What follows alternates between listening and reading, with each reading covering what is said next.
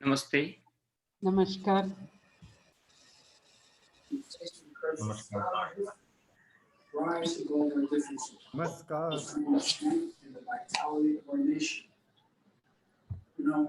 That's the character of patriots. That's the character of good. We have to do this together.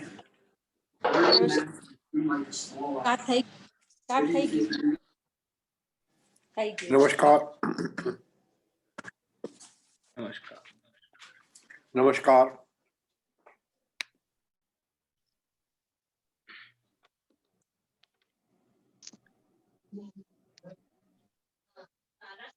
नमस्ते राम जी भाई। नमस्ते जी। नमस्ते, कैसे हो आप? बढ़िया बढ़िया। ठीक है ना? एकदम बढ़िया। हाँ, किधर लंदन में है? अच्छा है। लंदन में है आप? हाँ, लेस्टर में। लेस्टर में, हाँ, ओके ओके। चलो, good to hear from you. कैसी है वेदर? हाँ, नॉर्मल। ठंड स्टार्ट हो गई। हाँ, नॉर्मल। हाँ, चलो, गुड गुड। शुरू करेंगे जानकी? हाँ। जी नमस्कार। नमस्कार। अस्मिता जी, एकात्मता मंत्र।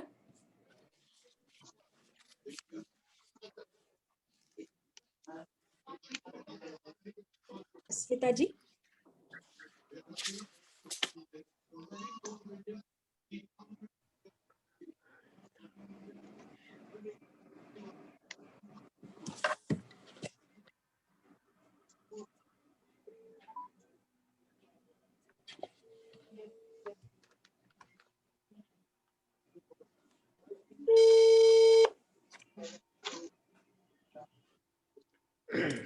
शायद नहीं आए वो, कोई बात नहीं।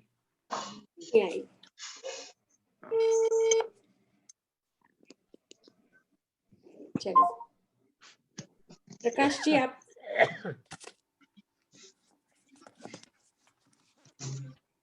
प्रकाश जी आप कह सकते हैं? हाँ, ठीक है। करूँ शुरू? जी जी। ओके। भगवद गीता क्लास चालू। म्यूट कर दो सभी और को। ठीक है। यम वैदिका मंत्र दश पुराण इंद्रम यमं मातरिश्वानमाहु वेदांतिनो निर्वचनीयमेकं यं ब्रह्म शब्देन विनिर्दिशन्ति शैवायमीशं शिव इत्यवोचम् यं वैष्णवा विष्णुरिति स्तुवन्ति बुद्धस्तथार्हन्निति बौद्धजैना सत्श्री अकाले चितसिक्खसन्त शास्तेति केचित् प्रकृति कुमारा स्वामीति मातेति पितेति भक्त्या यं प्रार्थयन्ते जगदीशितारं स एक एव प्रभुर द्वितीय। नमस्ते सभी नमस्कार। आज हमारा भगवद गीता का जो सब यज्ञ चल रहा है उसका आखिरी चैप्टर है। 18वां अध्याय आज से हम शुरू करेंगे। यह पूरे भगवद गीता में सबसे बड़ा अध्याय है और पूरी भगवद गीता अगर नहीं पढ़ सके हम तो ये अध्याय भी अगर पढ़ते हैं तो पूरे भगवद गीता का सार उस अध्याय में मिलेगा। यह अध्याय सबसे बड़ा होने के कारण तो नॉर्मली हम एक दिन में एक अध्याय पूरा करते हैं, इस अध्याय को हम आराम से देखेंगे।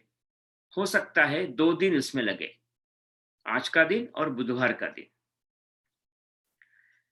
यह अध्याय अपने संघ के कार्यकर्ताओं के लिए भी महत्व का है। इस अध्याय में संघ के सारे जो विचार है, अपनी कार्य पद्धति है, इसका भी उल्लेख किया है। और अगर संघ के कार्य पद्धति का और अपने कार्य का अगर कोई रेफरेंस ढूंढना हो तो यह 18वां अध्याय में आपको मिलेगा। यह उसका महत्व है। इसलिए इस अध्याय की विशेषता भी है। आराम से देखेंगे और मैं चाहूंगा कि इसमें हमारे कई सारे प्रश्न हो, कई रिफ्लेक्शंस उसमें मिले हम, और हम सभी लोग इस अध्याय के संबंध में सोचें। इस अध्याय का नाम बड़ा इंटरेस्टिंग है। इंटरेस्टिंग क्यों है? क्योंकि अध्याय के अंत में अर्जुन ने माना कि मैं युद्ध करूंगा। पहले चैप्टर में उसने कहा था कि मैं युद्ध नहीं करूंगा, और जो कहा था उसने, उसका कारण था कि वो कह रहा था कि ये सभी भाई है, मेरे बंधु है, ये मेरे पितामह है, ये मेरे गुरु है, इनको मैं कैसे मारूं? और इनको सबके साथ युद्ध करने के कारण जितनी जीवित हानि होगी, जितने लोग मरेंगे, उनकी सारी स्त्रियां, महिलाएं विधवा होगी। एक केओटिक वातावरण, एटमॉस्फेयर पूरे सोसाइटी में होगा। तो ऐसे में युद्ध कैसे करूं? यहां से उसकी शुरुआत हुई थी। और गीता के पश्चात उसने कहा था कि मैं युद्ध करूंगा। युद्ध किया। तो इस अध्याय का तो नाम अलग होना चाहिए था। यह अध्याय का नाम ऐसा हो सकता था कि युद्ध संकल्प योग ऐसा होना चाहिए था, या अर्जुन संकल्प योग ऐसा होना चाहिए था, युद्ध के लिए संकल्प हो। लेकिन अध्याय का, इस चैप्टर का नाम क्या लिखा? मोक्ष संन्यास योग। मतलब नाम पूरा अलग है। यही बताता है मोक्ष शब्द जो है वह कोई दूर का शब्द नहीं है। यह कोई संन्यास आश्रम के बाद में लेने, अब मोक्ष लेना चाहिए, ऐसी बात नहीं है। हमारे एक हमेशा कहते हैं कि जब हम जवान हैं तो पैसे कमाना चाहिए, अपने परिवार को बड़ा करना चाहिए, इस पूरे जीवन का पूरा आनंद लूटना चाहिए। जब हम बूढ़े हो जाते हैं तो फिर जंगल में जाकर, या अभी हम मंदिर में जाकर फिर ये धर्म, संन्यास, सद्धर्म की चर्चा ये सब करनी चाहिए, ऐसी हमारी मान्यता है। और हम देखते भी हैं कि हमारे मंदिरों में उसी प्रकार के लोग अधिक जम जाते हैं कि सब कुछ हो चुका, अभी घर पे कोई सम्मान मिलने वाला है नहीं, कुछ करने के लिए बचा नहीं है, तो चलो अभी मंदिर का काम करेंगे, धर्म का काम करेंगे। उसी समय फिर मोक्ष की कल्पना आती है। और कुछ लोग वैसा भी कहते हैं कि मोक्ष लेने के लिए, प्राप्त करने के लिए मरना पड़ेगा, इस जन्म में तो मोक्ष नहीं होगा। इसके बिल्कुल विपरीत, अपोजिट, भगवत गीता कहती है जब अर्जुन युद्ध के लिए तैयार हुआ तब उसका मोक्ष हुआ, तब उसका संन्यास हुआ। और इसलिए मोक्ष शब्द जो है, यह मोक्ष शब्द यह नहीं कि केवल हम केवल संन्यास के आश्रम के बाद में करें, ये हमेशा जीवन में करते हैं। और संघ का जो हम कार्य करते हैं वह भी एक मोक्ष मार्ग का ही कार्य है। और संघ को समझना यानी मोक्ष है। और संघ को समझकर अब काम करेंगे, ध्यान में रखकर कार्य करेंगे तो मोक्ष ही है। मोक्ष क्या है? मोक्ष है मेरे बारे में और दुनिया के बारे में जानना, यह मोक्ष है। When we understand ourselves and when we understand this society, the world, that is called moksha. ऐसा कहते हैं कि मोक्ष शब्द का अपोजिट शब्द है बंध। बंध मतलब है bondage. When we are bondage with the society, with the family, with ourselves, we are not in moksha. But when you are free from the family, from ourselves, free means not free with the physically, but free with the attachment. And with the attachment से अगर free हो गए तो हमारा मोक्ष है। और जितना जितना हम डिटैचमेंट के साथ काम करेंगे उतना आनंद के साथ काम करेंगे। इसी विषय को लेकर पूरी भगवत गीता लिखी गई है। इसी विषय को लेकर सारे उपनिषद लिखे गए हैं, सारा तत्वज्ञान लिखा गया है। और जो भी हमको ज्ञानी संत भारत में मिलेंगे, उनका एक ही लक्ष्य है कि इसी संसार में रहते हुए भी हमें मोक्ष प्राप्त कर सकते हैं। इस अर्थ में यह पूरा अध्याय मिलेगा। इसलिए शुरुआत में क्या करें, इसलिए कृष्ण भगवान कहते हैं अर्जुन को, 5वें श्लोक में जाएंगे हम। यज्ञ दान तपः कर्म न त्याज्यं कार्यमेव तत् यज्ञोदानं तपश्चैव पावनानि मनीषिणाम्।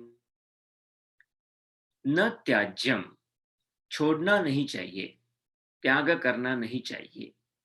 कार्यमेव तत्, करना ही चाहिए। ऐसे कौन से 3 काम हैं? एक है यज्ञ, एक है दान, एक है तप। दान सब जानते हैं, जो मेरे पास है जितना हो सके उतना मैं दूसरों को दूं। तप होता है तपश्चर्या, जो मैं खुद का विचार करते हुए धीरे धीरे हम यह विषय रखें कि मैं अच्छा बनूं। तपश्चर्या बनता है शब्द तपना से। जैसे अग्नि में सोना डालने के बाद में सोना शुद्ध होता है, तो मेरी इम्प्यूरिटीज जितनी जितनी दूर हो जाए और प्यूरिटी आ जाए, उसका नाम है तप। और तीसरा है यज्ञ। यज्ञ मतलब है कि मैं जो करता हूं उसमें मैं नहीं करता हूं, ये ईश्वर का कार्य है, इस भावना से करो, इसका नाम है यज्ञ। जो भी मैं करता हूं उसमें मैं ईश्वर को जोड़ता हूं। ईश्वर ने ही किया है, ईश्वर के कारण यह हुआ है, भगवान के कारण हुआ है, यह मानना यानी यज्ञ। तो यज्ञ दान तप, ये 3 कार्य जो है कभी भी छोड़ने नहीं चाहिए। सुबह से रात तक हम सोचेंगे, सुबह उठने के बाद में हम ब्रश करते हैं, शुद्ध होते, नहाते हैं, काम पर जाते हैं, घर आते हैं, खाना बनाते हैं, खाना खाते हैं, सोते हैं, बच्चों को पढ़ाते हैं। ये सारा काम में ये 3 ही काम है। कुछ ना कुछ हम देते हैं, कुछ ना कुछ हम शुद्ध होते हैं खुद ही, और कुछ ना कुछ हम ईश्वर के बारे में काम करते हैं। यह 3 कार्य कभी भी छोड़ना नहीं चाहिए। यज्ञः दानः तपश्चैव पावनानि मनीषिणाम्। मनीषी मतलब है जो बुद्धिमान लोग होते हैं, उनके लिए ये पवित्र करने वाले हैं। ये हमको पवित्र करते हैं। पवित्र मतलब है कि धीरे धीरे हमको ग्रेजुअली हमको मोक्ष प्राप्ति के मार्ग पर ले जाते हैं।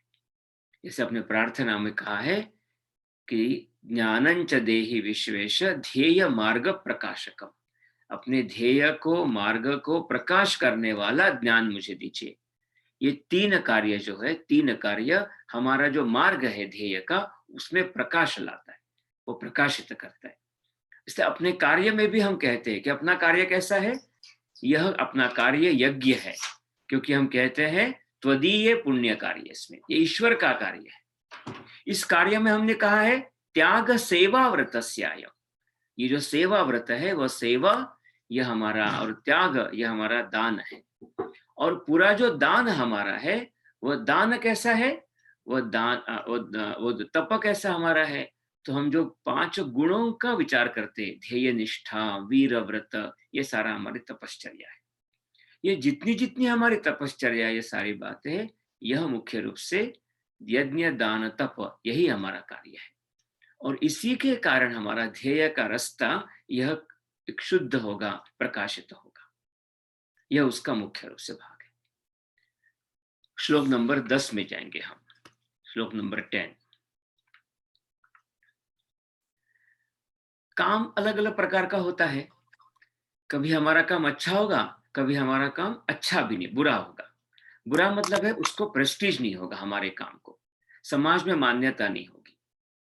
लेकिन जो भी काम हो, वो काम अच्छे से करना, यही इंपॉर्टेंट है। काम कैसा है इसके ऊपर नहीं। इसके लिए यह श्लोक है। न द्वेष्ट कुशलं कर्म कुशले नानुषज्यते त्यागी सत्व समाविष्टो मेधावी छिन्न संशयः। न द्वेष्टि अकुशलं कर्म। जो कर्म अकुशल, जो कुशल नहीं होता है, कुशल का मतलब होता है जो एक्सपर्ट उसमें नहीं है, बहुत एक्सपर्टीज जरूरत नहीं है ऐसा। जैसे ब्रश करते हैं हम, उसमें कोई एक्सपर्टीज नहीं चाहिए। छोटा सा एक किताब उठाते हैं या स्टूल उठाकर वहां रखते हैं, उसमें एक्सपर्टीज नहीं चाहिए। टॉयलेट क्लीन करते हैं, उसमें एक्सपर्टीज नहीं चाहिए। घर साफ करते हैं, उसमें एक्सपर्टीज नहीं चाहिए।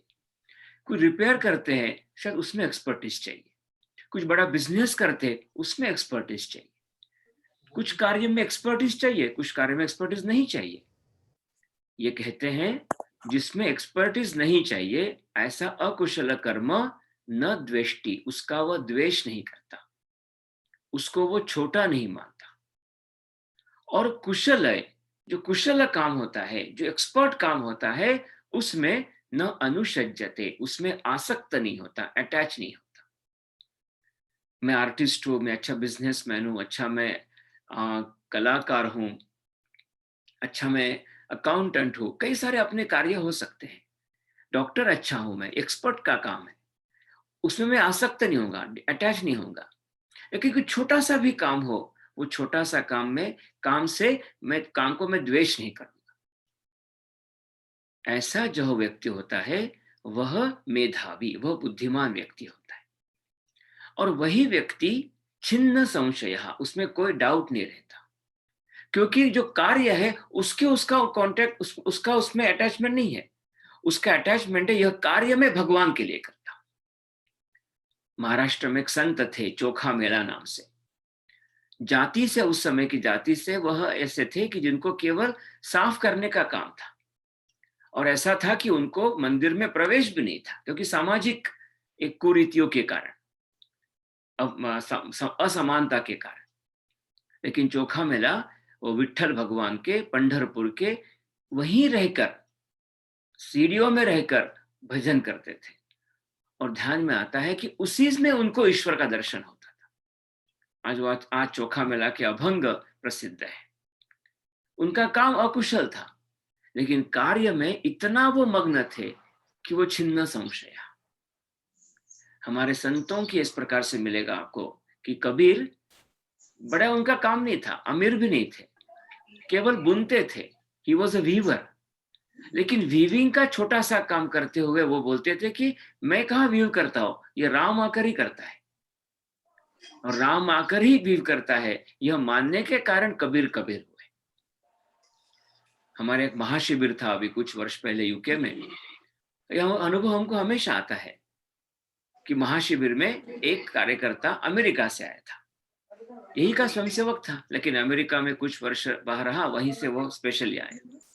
उसका दायित्व था यहाँ क्लीनिंग डिपार्टमेंट में, और क्लीनिंग डिपार्टमेंट में दायित्व था कोई का ये लगता है 700 चिली में 3.5 किलो। तो 700 चिली में यहाँ पे ही मिल रहा है।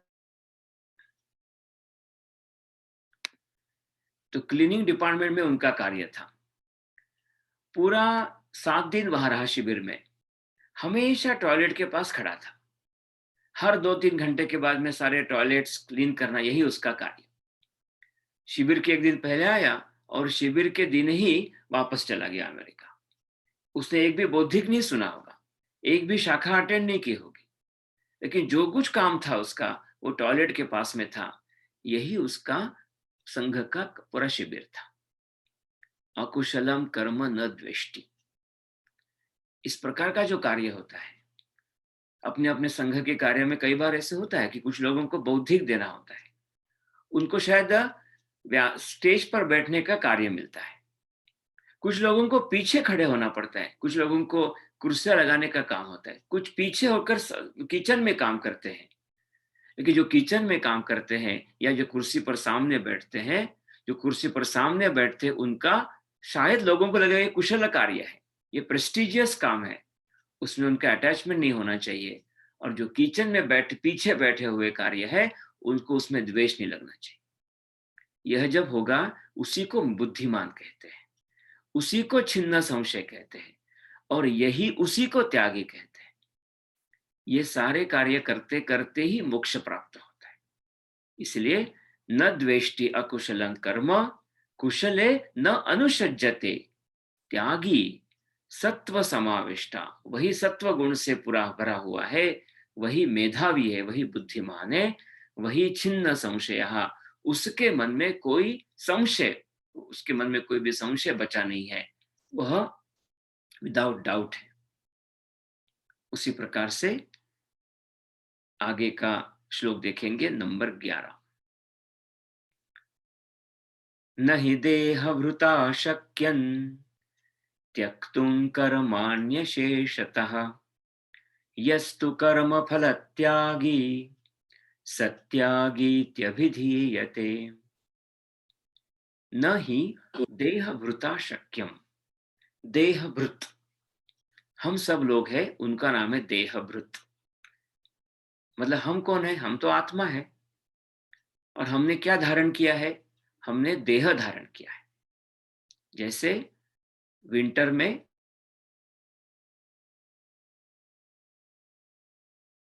जूते धारण करते हैं, वैसे हमने देह भी धारण किया है। देह को भी हमने कवर कर लिया है, उसका नाम है देहभृत। ये जो देहभृत है, यह देहभृत को कर्माणि अशेषतः त्यक्तुम न शक्यम, काम जो है पूर्ण रूप से काम को छोड़ना, त्यक्तुम न शक्यम, संभव नहीं। ऐसा कोई भी कह नहीं सकता है कि मैं कुछ भी काम नहीं करूंगा। अगर मैं एक जगह पे बैठा रहूंगा, कुछ भी काम नहीं करूंगा, तो भी हम बोलेंगे क्या आपको आंखें ऊपर नीचे करते हो ना, आईलिड्स, तो हाथ तो हिलाते हो ना, कुछ तो बोलते हो ना, कुछ नहीं बोलते हो ना, कुछ मन में सोचते हो ना, ये सारा कार्य है। आपके हृदय ऊपर नीचे हो रहे हैं ना, हार्ट बीट्स, वो भी कार्य है। नहीं देहभृता, जिसको जिसको शरीर है, उसको बिना काम से वो रह नहीं सकता है। तो क्या छोड़ना है? फल त्यागी। अपने कार्य का जो फल है, कर्म फल त्यागी, सह त्यागी अभिधीयते, उसी को त्यागी कहते हैं। जब त्याग कहते हैं कि मुझे त्याग करना हो, कार्य का त्याग नहीं करना, तो कर्म फल का त्याग करना है। कर्म फल मतलब है कि जो कुछ उस कार्य के से मुझे मिला, वो मेरे द्वारा नहीं मिला, उसका अभिमान छोड़ना। उसकी इच्छा, कर्म फल मिलेगा, उसके बारे में अटैचमेंट छोड़ना। कार्य करते रहना, फल की आशा नहीं छोड़ना। जैसे हम एकत्रीकरण करते हैं, सम्मिलित शाखा बुलाते हैं, सम्मिलित शाखा में खूब सूचना देते हैं। मैंने 100 लोगों को सूचना दी, तो 100 लोगों को सूचना देने का कार्य मेरा, लेकिन 100 लोग आने के बाद में, उसमें से 50 लोग आने के बाद में मेरे कारण वो 100 लोग आए, ये कहना यानी फल, उसको छोड़ देना। इसलिए कर्म करते रहना, कर्म पूरा करना, उसका कभी त्याग नहीं करना। लेकिन मेरे कारण 100 लोग आए, मेरे कारण कोई विस्तारक बना, मेरे कारण कोई कार्यकर्ता बना, मेरे कारण गुरुदक्षिणा बढ़ी, यह भाव रखा, मेरे कारण यह संघ की शाखा अच्छी हुई, इतना बढ़िया सेवा का कार्य हुआ, यह माना, यानी गड़बड़ हो गया। इसलिए कर्म के फल का त्याग जितना हो सके उतना हम करें, वह त्यागी है, उसका गीता कहती। वो तो आसान है, वो कर सकते हैं हम। इसलिए कर्माणि त्यक्तुम न शक्यम, कर्म फल त्यागी सत्यागी।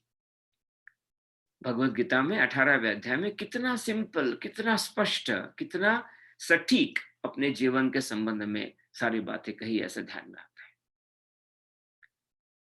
इस प्रकार से अभी 12वां श्लोक भी जो है उसी प्रकार से है। अनिष्टमिष्टम मिश्रंच त्रिविधं कर्मणः फलम् भवत्यत्यागिनां प्रेत्य न तु सन्यासिनां क्वचित्। जो कर्मफल का कर्मफल होता है वो 3 प्रकार का है। कुछ अच्छा होता है, कुछ बुरा होता है, कुछ मिक्स होता है।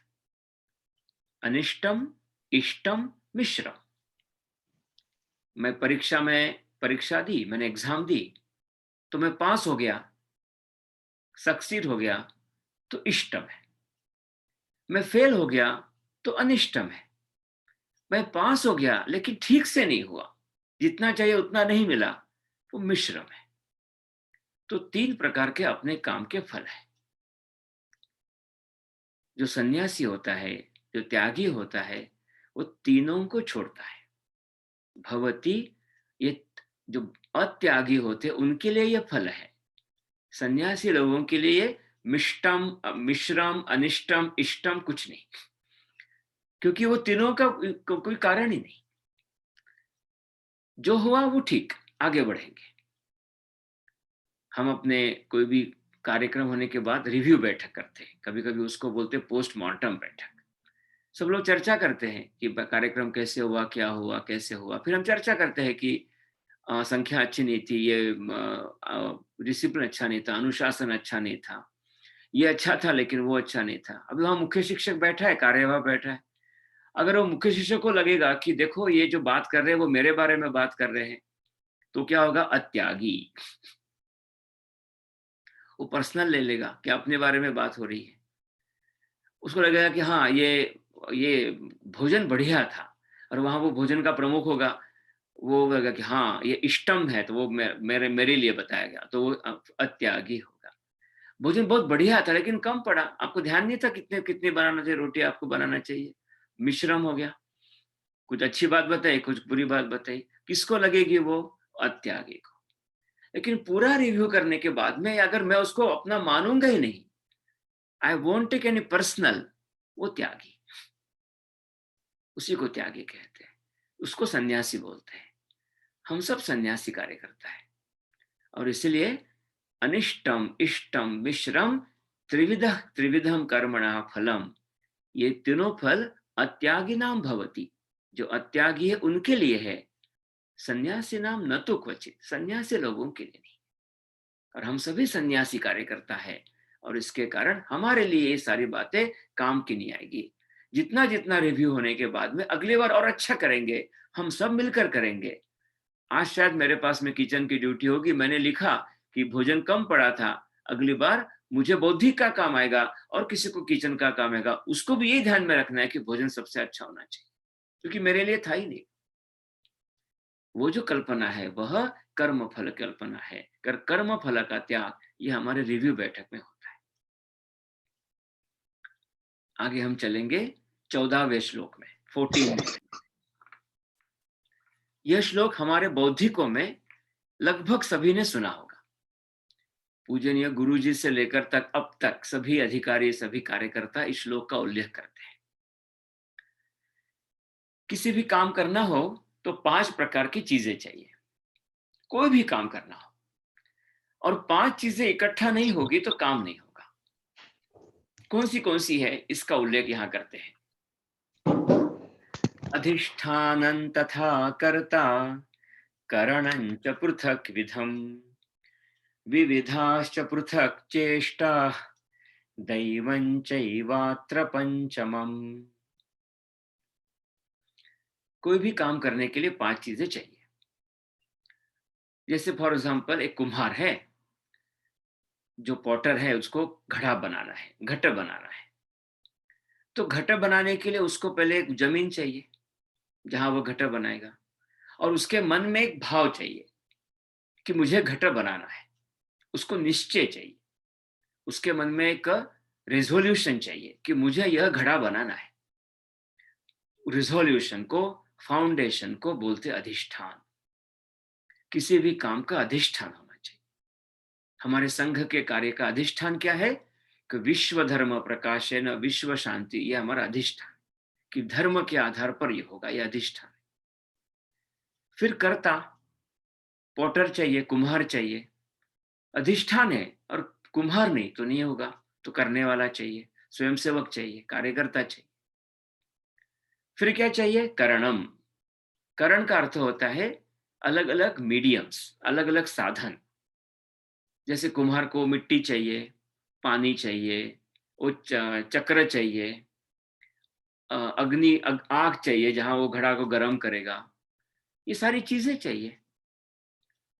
तो ये सारी चीजें करण हो गई। हमारे लिए भी शाखा, बैठक, ये सारी बातें करण है। फिर विविधाः पृथक चेष्टाः। पानी रखा, चक्र रख दिया, चक्का रख दिया, व्हील रख दिया, मिट्टी रख दी, कुम्हार भी है, मन में भी उसके मन में है, घड़ा नहीं बनेगा, उसके लिए काम करना पड़ेगा, वो मिट्टी को मिक्स करना पड़ेगा। चेष्टा मतलब एक्शंस, अलग अलग प्रकार की एक्शंस लगेगी। तो एक्शंस जो है उसको नाम है चेष्टा। विविधा, अलग अलग प्रकार की, पृथक, अलग अलग, विविधा मतलब है डिफरेंट टाइप्स एंड डिफरेंट, इस प्रकार के चेष्टा, ये 4 बातें होगी। अधिष्ठान फाउंडेशन, एक्टर करने वाला, करण मीडियम्स और इक्विपमेंट्स, देन चेष्टा द एक्शंस, एंड दैवम च अत्र पंचमम। 5वां जो है वो दैव। दैव मतलब है ईश्वर का अधिष्ठान, ईश्वर होना चाहिए। इसलिए हमारे यहाँ वही प्रार्थना में अंत में कहते हैं कि ये ईश्वर का कार्य है। हमारे प्रार्थना में भी हम सच्चिदानंद रूपाय, ये जो श्लोक कहते हैं, यह काम कहते हैं। और बाद में कहते शुभम आशीषम अस्मभ्यम, हमको आशीष दीजिए। तो आपका अगर आशीर्वाद नहीं हमको प्राप्त हुआ तो ये कार्य नहीं होगा। दैवम चैवात्र पंचम, इसके कारण ये 5 जहां है वही सारा कार्य होता है। हम कोई भी बिजनेस शुरू करते हैं तो पहले पूजा करते हैं ईश्वर की।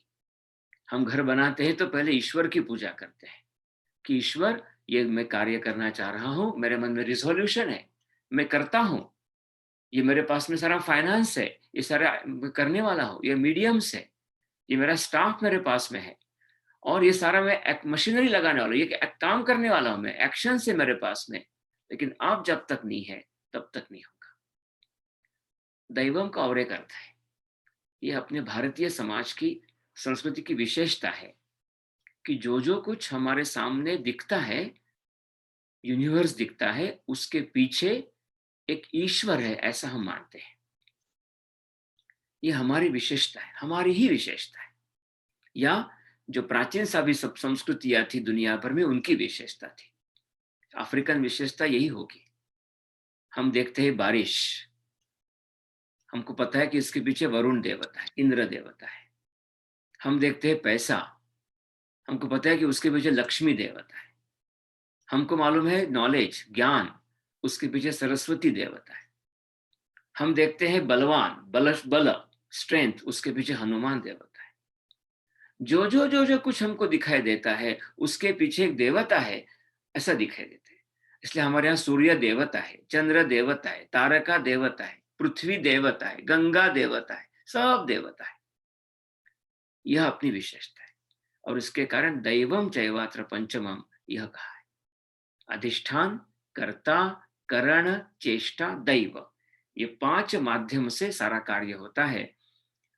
इससे हमको ह्यूमिलिटी आती है, हम नम्र बनते हैं। जितना जितना हम नम्र बनेंगे उतना उतना अच्छा कार्य करेंगे। हमारे में अहंकार नहीं आता है, ईगो नहीं आता है कि मैंने किया, इस भाव नहीं बनता है। और उसके कारण कोई भी कार्य करते समय उस नम्रता के साथ हम जब कार्य करते हैं तो कार्य सफल भी होता है, और वही मोक्ष मार्ग है, ऐसा कहा गया। श्लोक नंबर 20, 17 श्लोक देंगे, 17 श्लोक।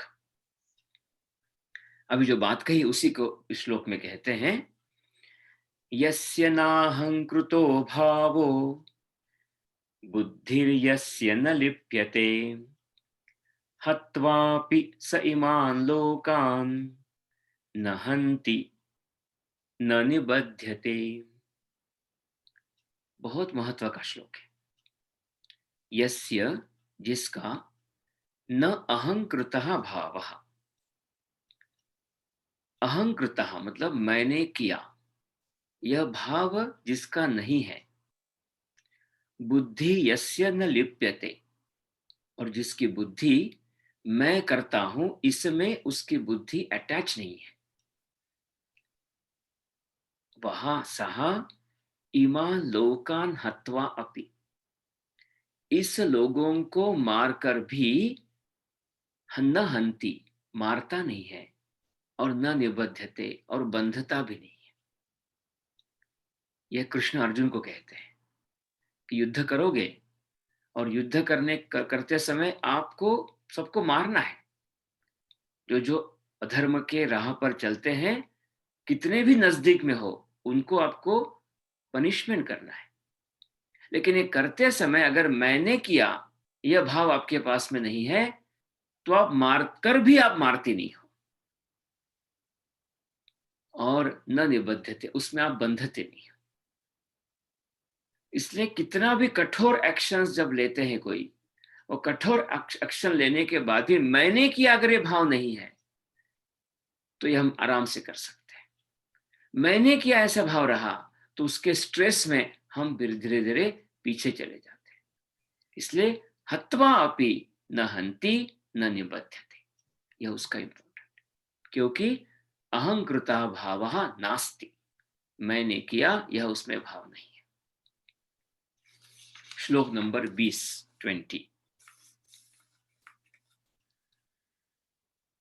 सर्वभूतेषु येनैकं भावमव्ययमीक्षते अविभक्तं विभक्तेषु तज्ज्ञानं विद्धि सात्विकम्। ज्ञान कौन सा सात्विक होगा? What the knowledge? हमारे पास काफी नॉलेज रहता है, फिजिक्स का, केमिस्ट्री का, बायोकेमिस्ट्री का, बिजनेस का, अलग अलग स्किल हमको पाती है, लेकिन कौन सा ज्ञान सात्विक है? तो सर्वभूतेषु येन एकम भावम अव्ययम ईक्षते, सभी भूत मात्रों में, सभी जीवों में, इन ऑल बीइंग्स हम एक ही भाव देखते हैं, एकता देखते हैं। जो कुछ है वहां दुनिया भर में हम सब में एकता देखते हैं। और एक बहुत सुंदर शब्द है अविभक्तम विभक्तेषु, सारी बातें अलग अलग है लेकिन सभी अलग अलग बातों में मैं एकता देखता हूं, अविभक्तम देखता हूं। विभक्त मतलब है अलग होना, डिवाइड होना। विभक्त इसलिए डिवोर्स शब्द के लिए अपने यहाँ शब्द है विभक्त होना। डिवोर्स का मतलब विभक्त, और अविभक्त मतलब एक होना। ये विभक्तेषु अलग अलग में मैं जब एक भाव देखता हूं, उसी का ज्ञान को सात्विक का ज्ञान कहते हैं। अपने यहाँ कहते हैं कि अलग अलग रंग होंगे, अलग अलग रूप होंगे, अलग अलग जाति होगी, अलग अलग भगवानों को मानते होंगे, लेकिन हमारे यहाँ मंत्र में कहते हैं स एक एव प्रभुरद्वितीय, वह जो परमात्मा है वो एक ही है, वो एक ही मानना, यानी ये श्लोक है। अभी हम एकात्मता मंत्र में ये कहा हमने कि अविभक्तम विभक्तेषु, हमारे यहाँ भी कई सारी बातें अलग अलग होती है, उस समय एकत्व देखना, एकता देखना। इसलिए पूरे वर्ल्ड में कुटुंब देखना, परिवार देखना, ये अपनी कल्पना है। वसुधैव कुटुंबकम, ये कल्पना उससे आती है। किसी भी कोई भी व्यक्ति को गोद में बालक को गोद उठाने के बाद में प्रेम निर्माण होता है। फिर हम देखते हैं कि इसका रिलीजन क्या होगा, इसका रेस क्या होगा, इसकी गरीबी अमीरी क्या होगी, ये जो भाव आता है वो अभिव्यक्त है। जैसे आपको पता होगा कि प्रिज्म में अलग अलग रे आता है, उसके 7 कलर दिखते हैं, लेकिन 7 रंग में एक ही रंग देखना, यही अविभक्तम है। इसलिए अविभक्तम विभक्तेषु तत् सात्विकम ज्ञानम विद्धि, उसी ज्ञान को सात्विक ज्ञान मानना चाहिए। इसी भाव में हम आगे बढ़ते हैं। इसलिए सर्वभूतेषु येन एकम भावम अव्ययम ईक्षते, यह उसका मुख्य रूप से भाव है।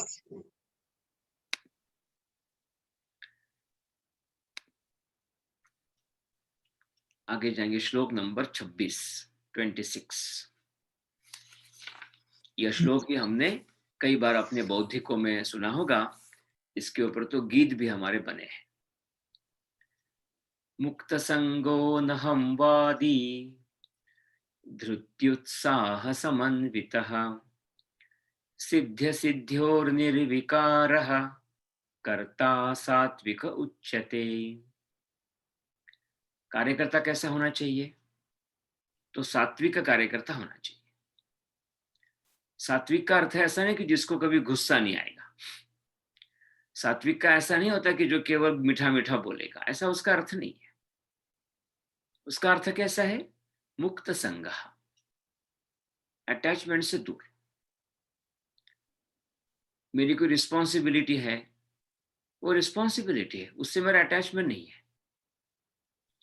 मुझे जो कार्य दिया गया उससे मेरा अटैचमेंट नहीं है। मुक्त संगः, लेकिन काम करता रहूंगा। अलग अलग चीजें आएगी, अलग अलग अनुभव आएंगे, लेकिन फिर भी मैं मुक्त संघ हूं, ये उसका भाव है। अनहमवादी, अहंकार से दूर, ईगो से दूर, यानी अनहमवादी। अपने पूजनीय डॉक्टर जी का उदाहरण जो मिलता है कि पंडित जवाहरलाल नेहरू और डॉक्टर जी, उनका जन्म एक ही साल का, दोनों अपने अपने क्षेत्र में बड़े थे। डॉक्टर जी के माता पिता बचपन में चले गए, गरीब थे। पंडित जी अमीर थे, उनको सिल्वर स्पून में लेकर ही जन्मे थे। उन्होंने भी काम किया, उन्होंने भी वो भी सब गए, लेकिन पंडित जवाहरलाल नेहरू का नाम दुनिया भर में मालूम है। लेकिन अगर पूछे कि पंडित जवाहरलाल नेहरू जी के आचार पर, विचार पर जीवन देने वाले कितने लोग मिलेंगे, तो शायद अंगुलियों में गिने हुए भी लोग नहीं मिलेंगे। लेकिन पूजनीय डॉक्टर जी का नाम दुनिया भर किसी को पता नहीं। संघ का नाम पता होगा, किसने शुरू किया किसी को मालूम। RSS is famous, who started it no one knows. लेकिन उसके जीवन पर, उसके विचारों पर जीवन देने वाले, जीवन भर काम करने वाले ऐसे millions of the people are ready. क्यों?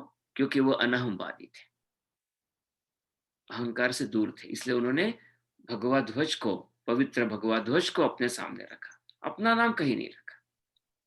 जब डॉक्टर हेडगेवार की जय ऐसा बोलते थे लोग, तो रोकते थे कि नहीं, अपने संघ में केवल भारत माता की जय होगी, विश्व धर्म की जय होगी, हेडगेवार की जय नहीं होगी। कितना भी बड़ा प्रचारक, कितना भी जिन्होंने काम किया होगा, होने के बाद भी उसकी जय जयकार नहीं रहती। ये संघ की विशेषता क्यों कि सारे कार्यकर्ता हम अनहमवादी। सबसे अच्छा शब्द है यहां धृति उत्साह समन्विता। धृति का अर्थ होता है धैर्य, होल्डिंग, और उत्साह का अर्थ होता है एक एंथुजियाज्म। ये दोनों का समन्वय हो। उत्साह अर्थ होता है कि बीइंग अ पैशनेट, हम पैशनेट होने चाहिए। लेकिन बीइंग केवल पैशन रहा तो कभी कभी जो हमको काम करना है उससे गाड़ी कभी कभी डिरेल हो सकती है, क्योंकि पैशन है, ये करना है वो करना है, तो बहुत सारे कार्यकर्ता हमको मिलेंगे, पैशनेट है, उत्साह खूब है काम करने का, लेकिन धृति नहीं है। धृति मतलब है धैर्य। केवल धैर्य रहा तो इतना हम स्लो हो जाएंगे कि कोई अच्छा काम ही नहीं कर पाएंगे। जैसे कहते हैं कि धृति यह हमारे एक धरा है, पृथ्वी है, और उत्साह हमारे पंख है, विंग्स है। अपने कार्य में उत्साह होना चाहिए और धृति होनी चाहिए, इसका समन्वय। इसलिए कभी कभी अपनी जो संघ की कार्यकारिणी होती है, नगर की, जिला की, या अपने प्रांत की, या जो अपने देश की, यहाँ उसमें दोनों प्रकार के लोग होते हैं। कुछ बड़े उम्र के लोग होते हैं जिनके पास में धृति ज्यादा है, उनके पास में अनुभव है, वो बोलते कि बेटा जस्ट रिलैक्स। और कुछ जवान लोग होने चाहिए जिनका उत्साह खूब सारा है। ये दोनों मिलकर कार्य होता है, और हर एक व्यक्ति में दोनों होने चाहिए। तो धृति और उत्साह समन्विता, ऐसा अपना कार्य करता। धृति के संबंध में इसी चैप्टर में बढ़िया अच्छा बताया है। ये धैर्य, होल्ड करता है अपने आप को, ये होल्डिंग पावर है। ऐसा कहते हैं कि दुनिया में जो जो कुछ होल्डिंग है बिकॉज ऑफ धृति है। जो ग्रेविटेशनल फोर्स है वह धृति का ही रूप माना जाता है, होल्डिंग है। हम एक जगह पे खड़े हैं, गिरते नहीं है, क्योंकि हमारे पास धृति है। ये जो धृति है जीवन की, उस धृति के कारण हम यहाँ हैं। अपना परिवार टिका है क्योंकि धृति है, और परिवार बढ़ता है क्योंकि उत्साह है। ये धृति उत्साह समन्विता यह कहा है। फिर सिद्धि असिद्धि निर्विकारा। सिद्धि मतलब सक्सेस, असिद्धि मतलब फेल्यूर। सक्सेस एंड फेल्यूर दोनों में निर्विकार। निर्विकार का मतलब है उसे कोई भी फर्क नहीं पड़ता। विकार मतलब है उसमें बदल होना। विकार का मतलब है बदल, चेंज।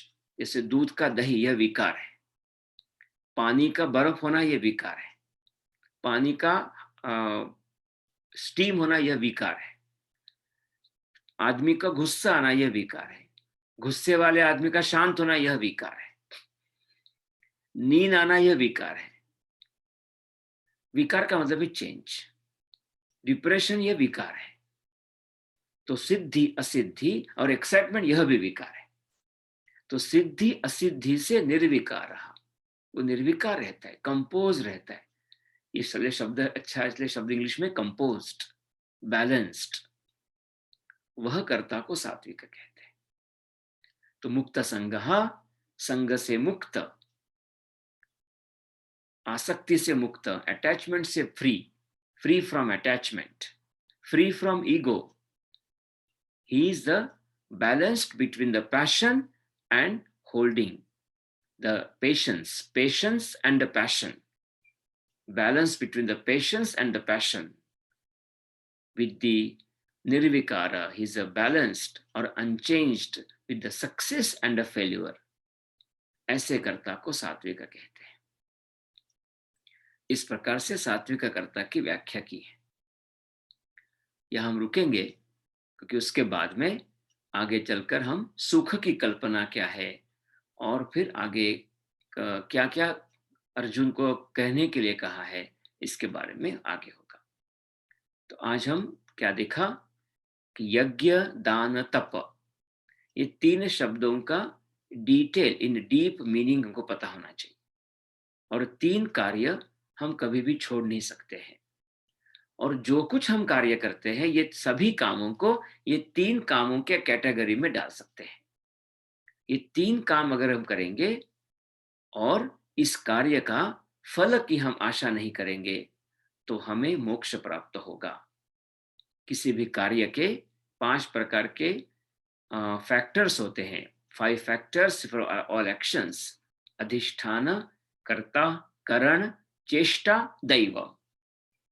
ये सारा कार्य करते समय न अहंकृता भाव, मैं करता हूं यह भाव से अगर हम मैं करता हूं इस भाव से नहीं करेंगे कार्य, तो कितना भी कठोर काम करने के बाद भी वह कार्य का दोष, कार्य का पाप हमें नहीं लगेगा। और सब में एकात्मता, एकता जो देखता है, वह ही सही में सब कुछ देखता है, वही सच्चा ज्ञान है। और सात्विक कर्ता के जो गुण है उसके बारे में हमने सोचा। यहाँ हम रुकेंगे, हमारे पास 10 मिनट है, और कुछ रिफ्लेक्शंस किसी को है या कुछ और जोड़ना है तो उसको जोड़ सकते हैं।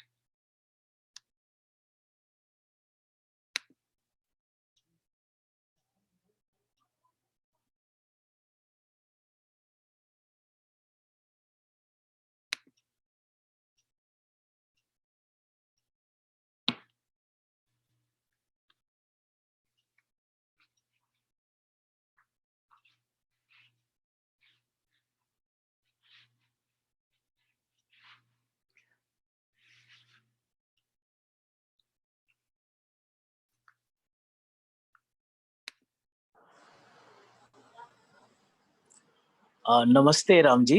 नमस्कार शैली। तप के बारे में संघ की दृष्टि से कौन से कार्य हो सकते हैं आपके ध्यान में? बढ़िया, अच्छा प्रश्न पूछा। नियमित रूप से शाखा जाना ये तप। जैसे ठंडी है, गर्मी है, रात को मैं 12 बजे 2 बजे सोया हूं और 6 बजे की शाखा है, तो 3 घंटा सोकर मैं शाखा जाता हूं, ये तप है। शाखा में किसी के साथ मेरा झगड़ा हुआ, मेरा ठीक नहीं चला, फिर भी मैं शाखा जाता हूं, यह तप है।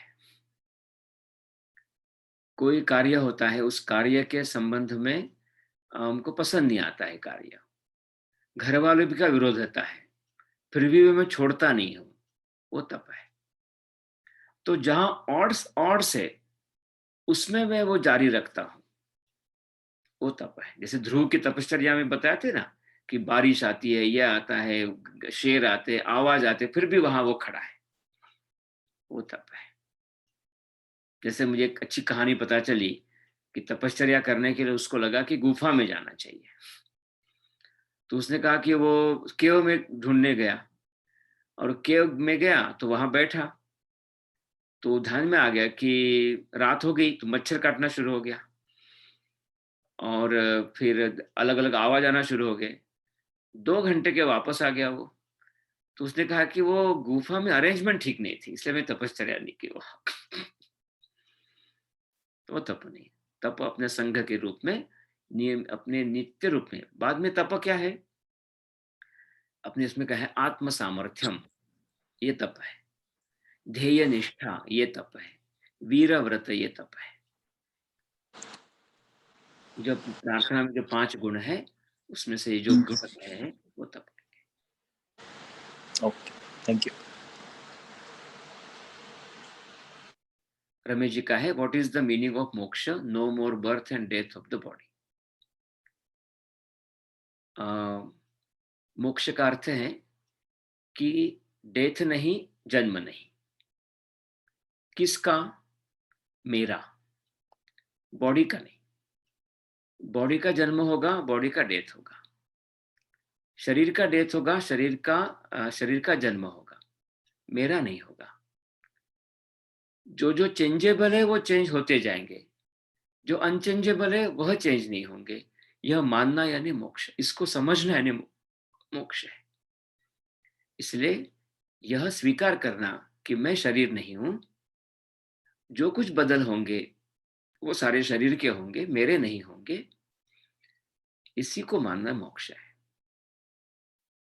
इसलिए शरीर आते जाते रहेंगे।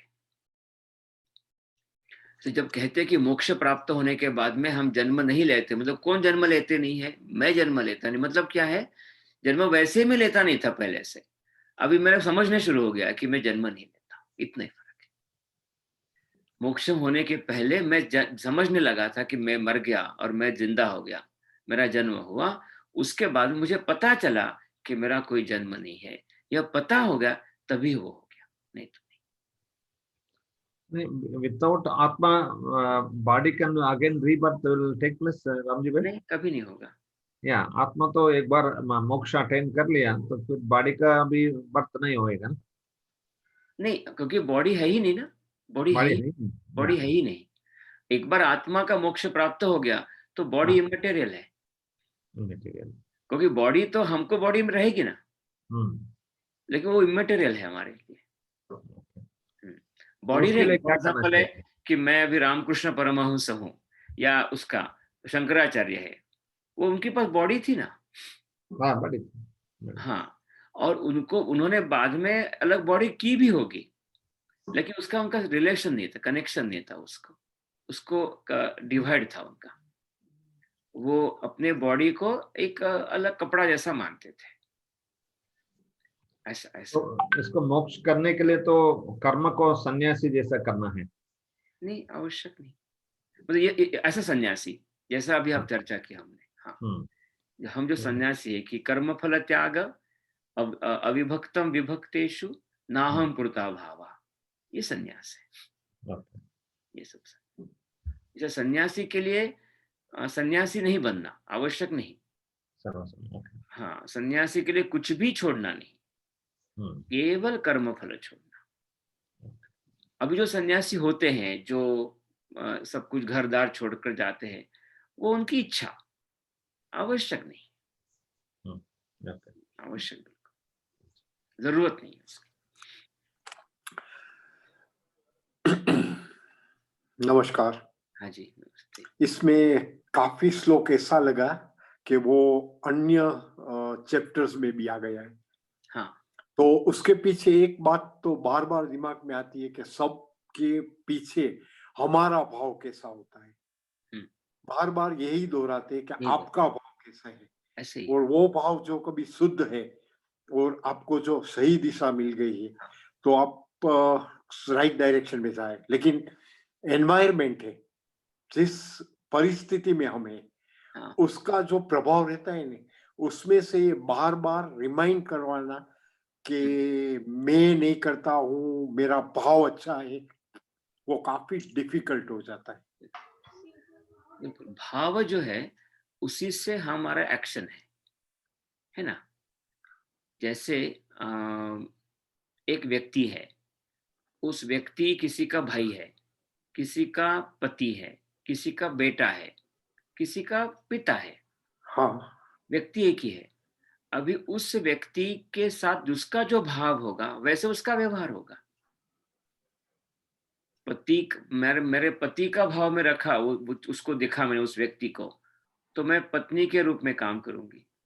उसी को मैं अगर पिता के रूप में देखता हूं तो मैं बेटे के रूप में काम, मेरा भाव रहेगा। तो ठीक है। व्यक्ति एक ही है, भाव बदलने से व्यवहार बदल गया।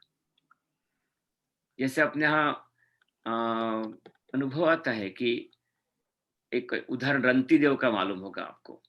हाँ रंती देव का सोना का। अलग सोने का उदाहरण पता है आपको सबको। हम्म। तो सोना माना तो सोना, उसी को मिट्टी माना तो मिट्टी, तो ऑटोमेटिक उसका भाव बदल गया उसके आधार पर। तो हमको भाव कौन सा है उसके आधार पर हमारा ये सारा। भाव का मतलब माइंड नहीं है केवल, उसको अंडरस्टैंडिंग है, what we understand about that. तो दो अंडरस्टैंडिंग है, परमानेंट, इम्परमानेंट। तो वो कहते हैं इम्परमानेंट को इम्परमानेंट मानो, परमानेंट को परमानेंट मानो।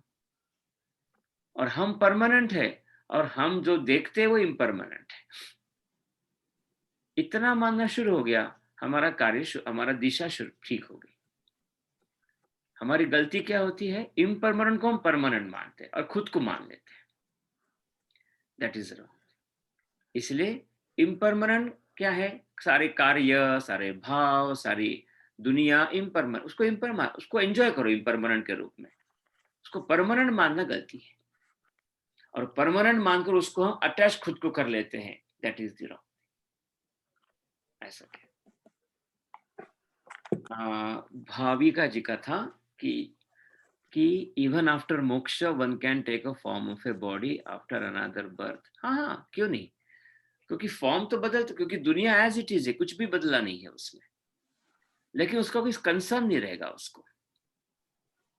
जैसे मैंने केला लिया, केले के पैसे दिए, बनाना के पैसे दिए, और मुझे केला खाना है, तो मैंने केले का छिलका जो है वो निकाल कर फेंक दिया। दुख होता है क्या, आंखों में पानी आता है क्या आपको? अरे बाप रे, मेरा 2 शिलिंग चले गए, वो केले के छिलके के थे। नहीं लगता है, क्योंकि उससे इतना अपना इंडिफरेंस है।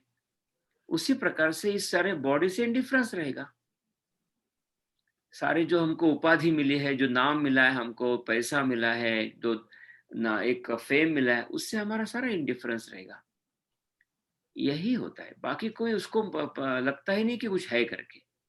वो आनंद में रहता है अपने में, क्योंकि वो कहता है कि मैं सब में हूँ, सब जगह पे हूँ, सारा काम करते रहता है, लेकिन एक अंदर से उसका एक आनंद रहता है।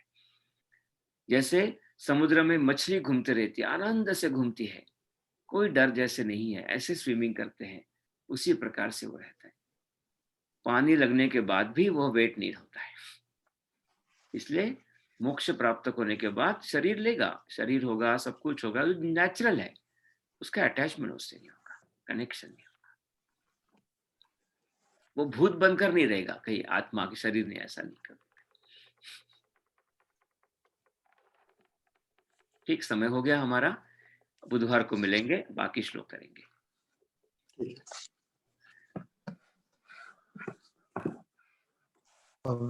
बापा बोलता है सुना।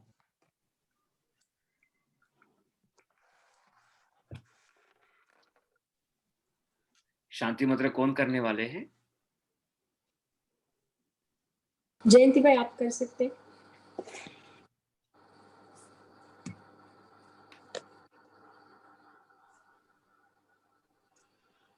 अनम्यूट कीजिए। मैं कर रहा हूँ। हाँ, हो गया, सुनाई दे रहा है? हाँ जी आप ठीक है, करो। ओम सर्वे भवन्तु सुखिनः, सर्वे सन्तु निरामया, सर्वे भद्राणि पश्यन्तु, मा कच्चित् दुःख भाग् भवेत्। ओम शांति शांति शांति। नमस्कार, बुधवार को मिलेंगे, प्रणाम।